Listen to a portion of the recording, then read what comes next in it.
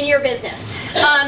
These are just some questions I'm just going to throw up on the screen here to just get your brain thinking about a few things. There's been a few things already said, just with a couple ladies that have talked about you can't do things the way you've always done them. And I know the one thing, who in here has tons of extra time? Anyone? Okay, no one. That's what I thought. So hopefully the stuff that I can talk to you about and help you with marketing, it's going to help you to do things 1 or 2 times correctly and have a marketing funnel set up for you. I know in the email that you had sent me, Betsy, you said there was some questions and things about making sure you stay connected with your potential clients and stay connected with your current clients in a manner where you can train them in the way that you need them to be and act and pay and show up on time and all those little things you need to remind them, and maybe you don't want to continually say it over and over like a broken record.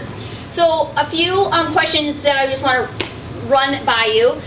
What's the specific value you bring to your customer? Now some of these things might seem like really like, oh Jamie, it's so easy, everyone does this. Your answer might not be the same as the person sitting next to you, so just keep that in mind. Do you know your niche or your industry? Again, the horse industry, you have barrel racers, you have, I don't know anything about saddle seat, like I had friends that rode it, but that just wasn't my arena. I love showmanship, trail, like those are the things I excelled at. So we know in our industry there's different parts of it. So make sure, obviously you're always educating your people about your specific niche or side of the industry. Who's your ideal customer? This is the one where businesses, this is what ruins businesses. When you're like, my ideal customer is anyone that has a kid that lives in my county. It's not really your ideal customer. You have to really niche down and say, is your ideal customer the kid that's doing 27 other things? Is your ideal customer the young child? So look at your, however long you've been in business, and look back and say, when you really start doing online marketing, the more you can niche that down and say, my ideal customer, you're going to have all kinds of people you're going to work with, but your ideal customer. So it helps when you know that. What are those ideal customers interested in? What are they sharing on social media? Think about what marketing strategies are you currently using. Who in this room right now is doing email marketing ever in your business? Anyone doing email marketing? Yay, who? Is anyone in here doing it every single month like clockwork on a schedule? Virtual high five. Okay, that's awesome. So think about the online marketing strategies you're currently using. I know I heard some chatter too, a lot of your referrals are word of mouth. I don't know, again with where you live, maybe the Chamber of Commerce, maybe networking events, maybe local schools. I don't know what that might be for you, but write down what you're currently doing, because sometimes people are like, well, I don't really do marketing, I just run my business. We have to know what you're doing, and we have to be able to test and measure that. Okay. There we go. Okay, so I'm going to talk real quickly about 3 major marketing problems, because if you can wrap your head around these, this is really going to help you, and you'll understand the more I talk. If you can conquer these and get these things taken care of before you really start doing some additional online marketing, it's really going to be helpful for you. So speed. It's better to go slow in the right direction than fast in the wrong direction. With marketing, a lot of people, this is what people do all the time for me. They call me, they're in the horse industry, usually it's an older cowboy, and he says, in 30 days, I need to make X amount of dollars, and it's some crazy amount of money. No, it's not going to happen in 30 days, because I'm not going to win the lotto for you. There's always a strategic plan and a system that you have to set in place. Online marketing, you absolutely have to think 90 days, 6 months, or a year. If you're like, I need to do this thing today and it needs to produce tomorrow. If you have a crazy viral video of something that happens at your barn, okay, maybe. But you have to really think about, it's a marathon, there's all these like things you hear all the time, like, oh, it's a marathon, it's not a sprint, but all that is true in marketing. So it's better to go slow in the right direction than fast in the wrong direction. When you're too sales oriented, this probably doesn't really, I always like to just leave this slide on no matter who I'm talking to. Obviously when people come or they call you, they're going to want information from you. This is not a problem so much as when people are selling a product and they're like, buy my stuff, and you're in people's face. So I don't worry about that with this group too much. But lack of consistency is another thing. Dwayne "The Rock" Johnson said, success isn't always about greatness, it's about consistency. Consistent hard work gains success, greatness will come. Success is not overnight. It's when every day you're better than the day before and it all adds up. And I feel like that's how it is with writing too. When you're Whether you're starting a new discipline, whether you're just starting out riding, it has to be about consistency. You have to do the same thing. I have a Welsh pony that I ride. Luckily for me, I can ride him 3 times a year and he's fine when I get on him. But when I get on him and work him and ride him and really have like a plan of action, he's amazing because it's, consistency. Okay, so I want to talk, this marketing funnel, I'm going to get more into the funnel part tomorrow, but the important part of the funnel that I'm going to talk about is email. Has anyone heard the term marketing funnel? No. Okay, that's fine because most people I talk to are like, I don't know, even digital marketers sometimes are like, well, what are you talking about as a marketing funnel? So I'm going to break it down. I'm going to show you pictures tomorrow in part 2, but the most important part of a marketing funnel is email marketing. So email is 40 times more effective at acquiring customers than Facebook and Twitter. If any of you heard the buzz that happened at the beginning of January on Facebook, Mark Zuckerberg made this huge announcement, and basically business pages, you were getting maybe a 2 to 3% engagement rate, which means if you have 100 people, only 2 people were seeing your post, okay? That's super depressing. Now, I'm not saying Facebook isn't valuable because it's insanely valuable, but you have to really be selective now with where you're spending your time, because I know you, especially the people in this room, you don't have time. Most business owners don't have time. But I want to talk about email because it is really important and it's really, really powerful, and a lot of businesses aren't doing it. So if this is something you can start doing, it's going to add immense value to your potential customers, which means more money, and your current clients as well.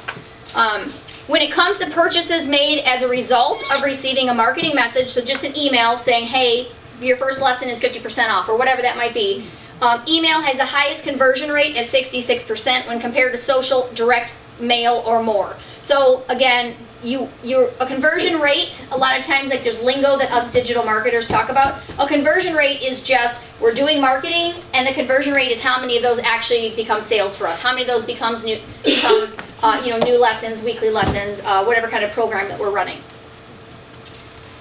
Email marketing has a return on investment of 3,800%. I could just stop talking right there, and if that doesn't convince you, when you do email marketing correctly, which I'm going to tell you how to do it correctly, I'm going to talk to you in a little bit about subject lines, how often to send, what kind of content to put in it, how to get more people to open your emails. So yeah, the return on investment is amazing. 92% of online adults use email, 61% on average use it daily. How many of you open your email on your phone more than 5 times a day to check it? Yeah. Okay, more than 10 times? I'm like 25. Right, every 5 minutes I'm like, new message. Okay, so we're all checking it. Now, do you also get emails that you see and you're like, not opening? Because the subject line is crappy. The subject line is like this: ABC Farms January newsletter. I am not opening that. I mean, unless you run ABC Farms and someone sent it for you, then you have to open it, right? So it doesn't matter what else is happening in the world. They've said for 5 years email is dead. It's absolutely not dead. It's insanely powerful. 90% of emails get delivered to the intended recipient's box, whereas 2% of your Facebook fans, which that's actually 1 now, see your post in their newsfeed. Open rate is highest when companies are sending 2 emails a month. Automated messages, we're actually going to get into that tomorrow. So 72% of people prefer to receive promotional content through email compared to social media. For me, if I see a big brand, let's say it's SmartPack or Dover or whatever it is, if they have a coupon that's in like my news feed, I'm going to forget about it probably, but if I get an email from them that says 40% off 1 item for today, Black Friday sale or whatever it is, I can go save that as an unread email or whatever I want to do to ensure that I can go back and reference that. So email, that's another reason why it's very, very powerful. We're going to get into that tomorrow too. Okay. So how many of you in here that are doing email have a list of 100 emails? Anyone have a list of 200? 500? Okay, awesome. So for the rest of you in the room, this is what I hear from business owners. Jamie, I don't have an email list. How am I supposed to send email? Yes. The marketing funnel is going to help you do that, okay? How many in here, because I don't know with this group of horse people, do y'all do like booths at expos or at county fairs or anything like that for your riding Okay, I kind of didn't think so, but I wanted to check. Okay, so how to start or grow an email list. You want to start with an email platform, okay? Have any of you heard of MailChimp or Constant Contact? Who do you use for Constant Contact? Anyone use MailChimp. MailChimp? Okay, any other providers that you use? Vertical response. Okay. So here's the thing, these platforms, some of them are free if you have a small list, like MailChimp is free up until, I don't know, 500 or 1,000 or whatever it is now, maybe 2,500 email addresses. This is what happens. I've talked to some business owners and they say, yes, I'm sending email marketing, and here's what they're doing. They have 50 emails that are in, like, let's say their Gmail, okay? And they're not even BCCing people. They're literally just adding the whole list in the to field, and they're sending it to everyone.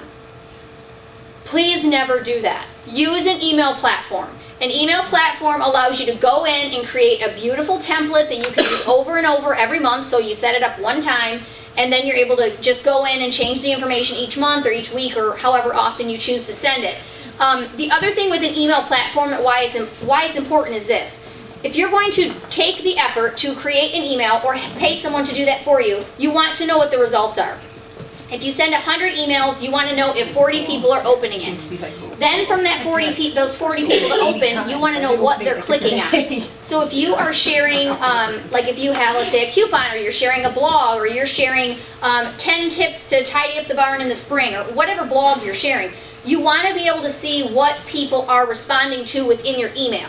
Because that's also going to help you to know and understand your customer, because we'll talk about content too, what to put in your email, but when you're putting in value-added content, and then, things like coupons and